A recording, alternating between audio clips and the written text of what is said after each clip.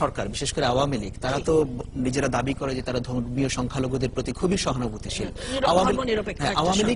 আওয়ামী লীগ কি সিরিয়াস বিষয়টা নিয়ে আপনার মনে হয়? আমার মনে হয় খুব বেশি সিরিয়াস না, কেন আমরা যদি রামুর ঘটনাতে দেখি সেখানে কিন্তু আওয়ামী লীগের ব্যক্তিরাও জড়িত ছিলেন, এখানে যে ওনারা যে ছিলেন না সেটা আমি বলবো না।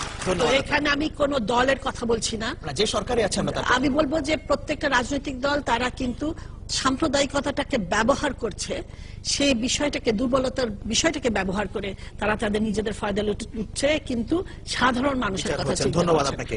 আন্দালিব রহমান। জি, আপনাকে ধন্যবাদ। আমি খুশি কবিরের সাথে একদমই একমত।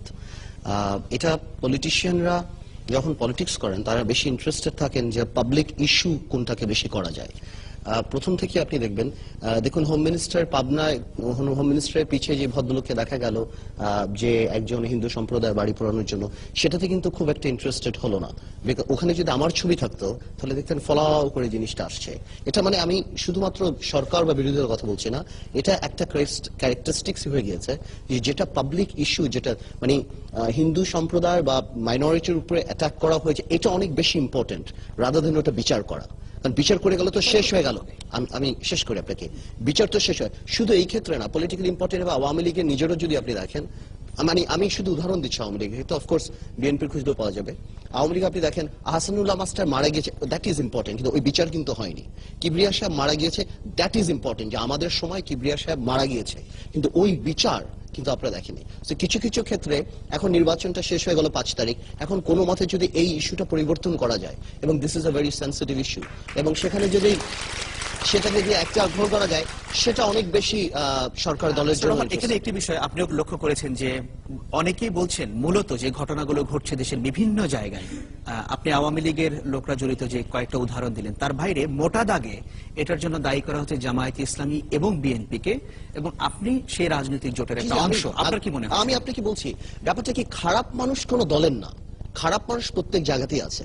এবং আপনি যখন আইসোলেটেডলি গ্রামাঞ্চলে যাবেন, আপনি দেখবেন যে আওয়ামী লীগ করে, বিএনপি করে, জামাত করে, প্রত্যেকের সাথেই সকাল বিকাল দেখা হয়।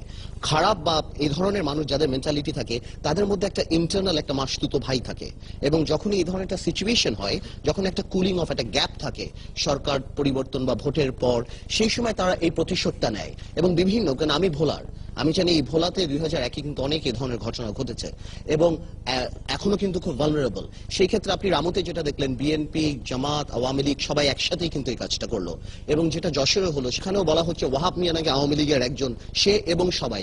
এটাতে বলে না যে এদের অভিযোগের ব্যাপার, এখানে জামাতের ব্যাপারটা আমি অল্প একটু বলবো, যে Jamaat, I am not in favour of Jamaat আর শিবিরের পক্ষে, আমি এতটুকু বলছি যে জামাত একটা খুব ইজি প্রে, কিন্তু কারণ জামাতের কেউ এসে কিন্তু এখানে এই জন্য কেউ কিছু করলে এটা শিবির করেছে, এটা জামাত করেছে, সেখানেও কিন্তু কেয়ারফুল থাকতে হবে। হ্যাঁ, আই এম নট, জামাত খুব ইজি, কারণ আমার এখানে কিন্তু জামাতের ফেভারে কথা বলার কিন্তু কেউ নেই। এবং আরেকটা কথা বলি, শিবিরের অবস্থান কিন্তু কিছু কিছু জায়গা আছে, সব জায়গায় নেই। আর খারাপ মানুষের কোনো দল নেই, কারো পলিসিটা হতে পারে না। আমার বিশ্বাস হয় না যে মাননীয় প্রধানমন্ত্রীও কাউকে বলবেন বা বিরোধী নেতা কাউকে বলবেন যে হিন্দু সম্প্রদায়ের মধ্যে অ্যাটাক করেন। খারাপ মানুষ প্রত্যেক দলেই আছে এবং তারা সবসময় থাকবে। এই জন্য বিচারটা, আপা যেটা বললেন, বিচারটা, justice must be seen to be done. আপনি যদি বিচার করেন, আলটিমেটলি যদি মানুষ দেখে না এগুলি করে আমরা পার পাবো না, এগুলো আস্তে আস্তে বন্ধ। ধন্যবাদ আপনাকে। দর্শক